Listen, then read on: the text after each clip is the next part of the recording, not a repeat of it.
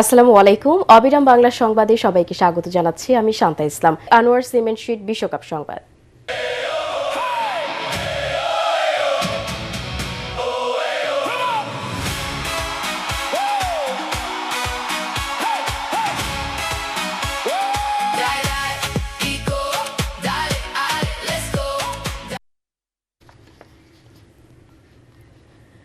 আর্জেন্টিনাকে একমাত্র গোলে পরাজিত করে বিশ্বকাপ শিরোপা জিতল স্পেন। এতে ১৬ বছর পর আবারও বিশ্বসেরার মুকুট জয় করল লা রোজারা। যুক্তরাষ্ট্রের মেটলাইফ স্টেডিয়ামে স্পেনের পক্ষে জয়সূচক গোলটি করেন বদলি খেলোয়াড় ফেররান তোরেস। ব্যর্থ হল আর্জেন্টিনা, আর তাতে টানা দ্বিতীয়বার বিশ্ব চ্যাম্পিয়ন হওয়া হল না মহাতারকা লিওনেল মেসিদের। পরাগ আরমানের রিপোর্ট। ফাইনালটা ঠিক ফাইনালের মতো হলো না, তবু দাপটের সঙ্গে খেলেই আর্জেন্টিনার স্বপ্ন ভঙ্গ করে দ্বিতীয়বার বিশ্বসেরা হলো ইউরোপিয়ান পাওয়ার হাউস স্পেন। তাদের আনন্দ দিনে রাজ্যের অন্ধকার আর্জেন্টিনা শিবিরে, আর শিরোপা জয়ের উল্লাসে উদ্বেল লুইস দে লা ফুয়েন্তের শিষ্যরা। টানা ৩৭ ম্যাচে অপরাজিত থেকে বিশ্বকাপের ফাইনালে উঠেছিল ফেভারিট স্পেন।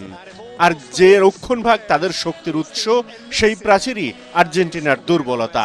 শুরুতেই প্রেসিং ফুটবল খেলতে থাকে লা রোজারা, ঝাঁপিয়ে পড়ে তারা আলবিসেলেস্তাদের উপর। কিন্তু যুক্তরাষ্ট্রের প্রেসিডেন্ট ডোনাল্ড ট্রাম্পের উপস্থিতিও শুরুতে গোলের জন্য উজ্জীবিত করতে পারেনি দুদলকে। তবে স্পেনের গতির কাছে বারবার পরাস্ত আর্জেন্টিনা। কিন্তু প্রথমার্ধে খুঁজেই পাওয়া যায়নি লিওনেল স্কালোনির শিষ্যদের। দ্বিতীয়ার্ধেও প্রতিপক্ষের পোস্টে কোনো শট নিতে পারেনি আর্জেন্টিনা। ম্যাচের নিয়ন্ত্রণ স্পেনের হাতেই থাকে, তবে তাদের খেলায় সৃজনশীলতার ছাপ দেখা যায়নি। যোগ করার সময়ের ৩য় মিনিটে এনজো ফার্নান্ডেজ দ্বিতীয় হলুদ কার্ড পেয়ে মাঠ ছাড়লে ১০ জনের দলের আর্জেন্টিনাকেও দমানো যায়নি। খেলা গড়ায় অতিরিক্ত সময়ে। ৯৬ মিনিটে মিকেল মেরিনো গোল করলেও গোলকিপারকে ফাউল করার অপরাধে তা বাতিল হয়। ১০৬ মিনিটে বদলি খেলোয়াড় ফেররান তোরেস যে গোলটি করেন, তাতেই নির্ধারণ হয়ে যায় বিশ্বকাপ চ্যাম্পিয়নের ভাগ্য। তবে লিওনেল মেসিরা পুরো ম্যাচ ছিলেন নিজেদের ছায়া হয়ে। টানা দ্বিতীয়বার বিশ্বকাপ জিতে ইতিহাস গড়ার স্বপ্ন অধরাই থেকে যায়। হৃদয় ভাঙা পরাজয়ের দৃশ্যত শেষ হয়ে যায় মহাতারকা লিওনেল মেসির বর্ণাঢ্য বিশ্বকাপ অধ্যায়। ল্যাটিনদের বেদনার বিপরীতে লুইস দে লা ফুয়েন্তের শিষ্যরা মেতে ওঠেন বিশ্বসেরা হওয়ার আনন্দে, নতুন দিনের নতুন জয়গানে। পরাগ আরমান, এটিএন বাংলা। একটি গোল, আর তাতেই স্বপ্নভঙ্গ আর্জেন্টিনার। বিশ্বকাপ ফাইনালে লিওনেল মেসিদের হারিয়ে মাঠে যেমন উল্লাস করেছে স্প্যানিশরা, তেমনি দেশের বিভিন্ন স্থানে দেখা গেছে স্পেন ও ব্রাজিল সমর্থকদের বিজয় উল্লাস। অন্যদিকে কান্নায় ভেঙে পড়েন আকাশী নীল শিবিরের ভক্তরা। তহিদুর রহমান তুহির রিপোর্ট। শেষ বাঁশি বাজতেই স্তব্ধ আকাশী নীল সমর্থকদের মুখ। বিশ্বকাপ জয়ের স্বপ্ন ভেঙে যাওয়ায় অনেকের চোখেই পানি। কেউ নীরবে মাঠ ছেড়েছেন, কেউ হতাশায়। আবার মেসির হাতে শিরোপা না ওঠায় চোখের জল লুকাতে পারেননি অনেকে। আরেকবার বিশ্বকাপ ঘরে তোলার প্রত্যাশা অপূর্ণই থেকে গেল খুদে জাদুকর ভক্তদের। হার জিততে সবারই থাকে, হারছি জিতবো ইনশাআল্লাহ। মেসির জন্য আমাদের একটা ফুল জেনারেশন এসেছে, খেলেছে। This is the last world cup. So এই জায়গায় ইমোশনটা আমাদের হিট করেছে। নিউ একটা জেনারেশন আর কি, এটাই শো করে আমার মেয়ে। আমি আমার থেকে আমার মেয়ে, এভরিওয়ান আর্জেন্টিনা নেক্সট টাইম ইনশাআল্লাহ। শিরোপা জয়ে উৎসবের আমেজ ছড়িয়ে পড়ে স্প্যানিশ সমর্থকদের মধ্যে। তাদের সঙ্গে আনন্দে সামিল হন ব্রাজিলের সমর্থকরাও। বিজয়ের পতাকা হাতে উল্লাস, স্লোগান আর আনন্দ মিছিল, সব মিলিয়ে ঢাকার বড় পর্দার সামনে ছিল উৎসব মুখর পরিবেশ। স্পেনের ডিফেন্স পুরো অস্থির ছিল, অস্থির। খুব ভালো লাগছে, মেসির জন্য খারাপ লাগছে। আমাদের বন্ধুরা হারলে যেভাবে টল করে, ওরা এখন বুঝবে হারার পর টল করার কত যন্ত্রণা।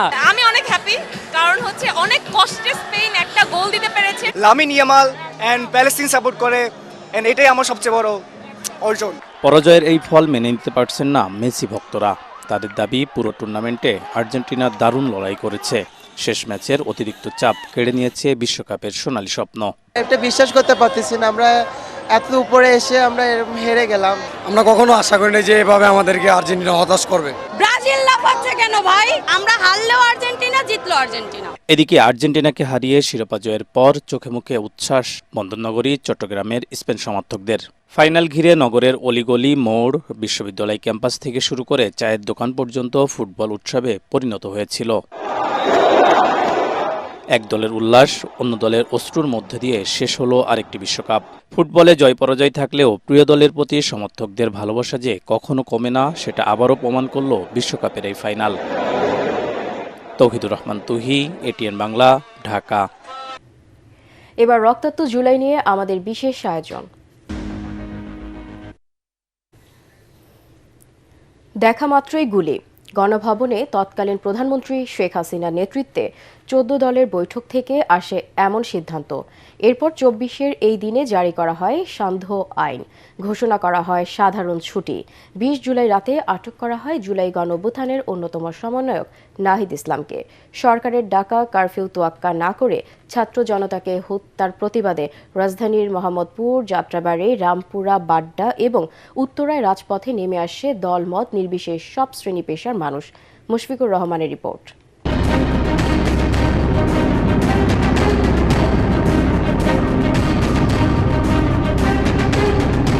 20 জুলাই 2024।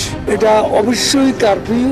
সরকারের ডাকা কারফিউর ফলে কিছুটা ভয় আতঙ্ক ছড়িয়ে পড়ে চারিদিকে। তবে আটকে রাখা যায়নি বিক্ষুব্ধ ছাত্র জনতাকে। বৈষম্য বিরোধীদের আন্দোলনে গুলি চালানোর প্রতিবাদে আন্দোলন ছড়িয়ে পড়ে সারা দেশে। সরকারের রক্তচক্ষুকে বৃদ্ধাঙ্গুলি দেখিয়ে মোহাম্মদপুর, যাত্রাবাড়ী, বাড্ডা, রামপুরা এবং উত্তরায় রাস্তায় নামে বিক্ষুব্ধ ছাত্র জনতা সহ অসংখ্য সাধারণ মানুষ।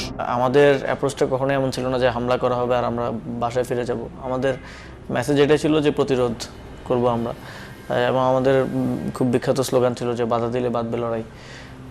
মানে বাধা দিলে আমরা ফিরে যাব না, বাধা দিলে আমরা ওটা অতিক্রম করব। তো সেটার জন্য যা করার প্রয়োজন হয়, প্রতিরোধ করতে হলে আমরা করব। গণভবনে শেখ হাসিনার নেতৃত্বে বৈঠকে বসেন 14 দলের নেতারা। সিদ্ধান্ত হয় বিক্ষোভকারীদের দেখা মাত্রই গুলির। রাতে বৈষম্য বিরোধী ছাত্র আন্দোলনের অন্যতম সমন্বয়ক নাহিদ ইসলামকে আটক করার খবর প্রচারিত হয় আন্তর্জাতিক সংবাদ মাধ্যমে। তারা লোহার কিছু একটা দিয়ে হয়তো আমাকে আঘাত করতে থাকে এবং আঘাতের একটা পর্যায়ে আমি সেন্সলেস হয়ে যাই। আন্দোলনের পালে হাওয়া লাগে, ফুঁসে ওঠে গোটা দেশের মানুষ। শেখ হাসিনার বিরুদ্ধে রীতিমতো যুদ্ধ ঘোষণা করে বৈষম্য বিরোধী ছাত্র জনতা। আন্দোলন রূপ নেয় জুলাই বিপ্লবে। মুশফিকুর রহমান, এটিএন বাংলা, ঢাকা।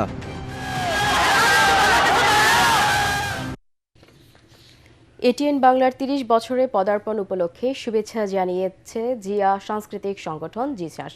এটিএন বাংলার প্রধান কার্যালয়ে ফুল দিয়ে শুভেচ্ছা জানায় সংগঠনটি। শুভেচ্ছা গ্রহণ পর্ব শেষে জিসাসের সব সাংস্কৃতিক কার্যক্রমে পাশে থাকার কথা বলেন এটিএন বাংলা ও এটিএন নিউজের চেয়ারম্যান ডক্টর মাহফুজুর রহমান। আরও জানাচ্ছেন তৌহিদুর রহমান নিশান। দেশের প্রথম স্যাটেলাইট টেলিভিশন চ্যানেল এটিএন বাংলার 30 বছরে পদার্পণ উপলক্ষে শুভেচ্ছা জানাতে প্রতিষ্ঠানটির প্রধান কার্যালয়ে আসে জিয়া সাংস্কৃতিক সংগঠন জিসাসের একটি প্রতিনিধি দল। এ সময় এটিএন বাংলার চেয়ারম্যান ডক্টর মাহফুজুর রহমানের হাতে ফুলেল শুভেচ্ছা তুলে দেয় সংগঠনের নেতৃবৃন্দরা। এটিএন বাংলা বাঙালি জাতির হারিয়ে যাওয়া অফুরন্ত হাসি, তাই তো আমরা সকল বাঙালি আজও এটিএন বাংলাকে ভালোবাসি। শুভেচ্ছা জানাতে এসে জিসাসের সাধারণ সম্পাদক খম জাহাঙ্গীর আলম বলেন, এটিএন বাংলা সবসময় শুদ্ধ সাংস্কৃতিক প্রচারের মাধ্যমে জনগণের মনে স্থান করে নিয়েছে। আজকে 30 বছর ধরে যে এটিএন যেভাবে বাংলাদেশে নিষ্ঠাভাবে কাজ করেছেন, আমরা জিসাসের কেন্দ্রীয় কমিটির পক্ষ থেকে আমরা চেয়ারম্যান সাহেবকে অনেক ধন্যবাদ জানাই। এটিএন বাংলা এবং এটিএন নিউজের চেয়ারম্যান ডক্টর মাহফুজুর রহমান জানান, জিসাসের সকল সাংস্কৃতিক কার্যক্রমে পাশে থাকার কথা। আমরা বরাবরই জিসাসের সঙ্গে ছিলাম। বিগত সরকারের সময়ও নানা ঘাত প্রতিঘাতের পরেও আমরা যতটুকু সম্ভব হয়েছে চেষ্টা করছি তাদের সঙ্গে থাকার জন্য, তাদের প্রোগ্রামগুলিকে তুলে ধরার জন্য। এই সাংস্কৃতিক মনের লোকদের সঙ্গে সবসময় থাকি। তো আগামীতে ইনশাল্লাহ আমি তাদের কথা দিতে পারি যে এটিএন বাংলা সবসময় তাদের সঙ্গে থাকবে। তাদের যত কর্মকাণ্ড আমরা এটা জাতির কাছে তুলে ধরার চেষ্টা করব। একই সাথে জিয়া সাংস্কৃতিক সংগঠনের উত্তরোত্তর সাফল্য কামনা করেন এটিএন বাংলার চেয়ারম্যান। তৌহিদুর রহমান নিশান, এটিএন বাংলা, ঢাকা। এবার আন্তর্জাতিক সংবাদ।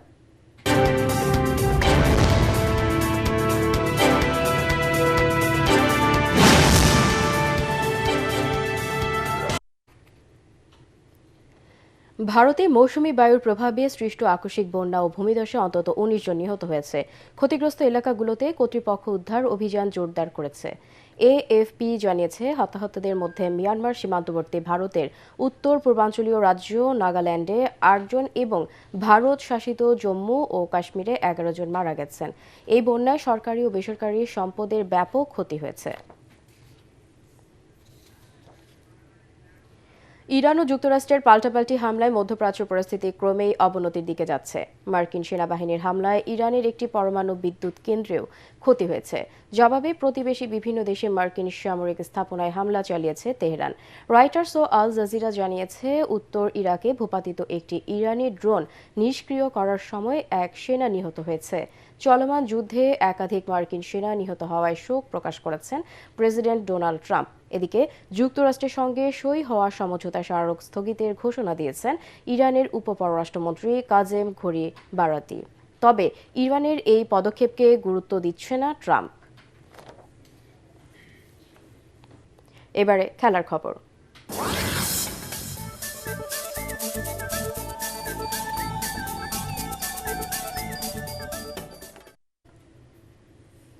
তৃতীয় ও শেষ ওয়ানডেতে ভারতকে ২৭ রানে হারিয়েছে ইংল্যান্ড। ফলে ৩ ম্যাচের ওয়ানডে সিরিজ ২-১ ব্যবধানে জিতে নিল স্বাগতিকরা। এর আগে টি-20 সিরিজও নিজেদের করে নেয় ইংলিশরা। লর্ডসে বেন ডাকেটের ১৪১, বেথেলের ৯১ ও রুটের ৭৪ রানের উপর ভর করে ৩ উইকেটে ৩৮৭ রানের পাহাড় গড়ে ইংল্যান্ড। জবাবে রোহিত শর্মার ১৩৮, শুভমান গিলের ৭৭ ও কোহলির ৭৪ রানে দারুণ লড়াই করলেও স্যাম কারানের ৪ উইকেটের তোপে ৫০ ওভারে ৩৬০ রানে থামে ভারত। ম্যাচ সেরা হন ডাকেট। দর্শক, পরবর্তী সংবাদ দেখার আমন্ত্রণ জানিয়ে এখনকার মতো শেষ করছি। এটিএন বাংলার সংবাদ ইউটিউবে দেখতে ব্রাউজ করুন youtube/ATN Bangla News। ধন্যবাদ।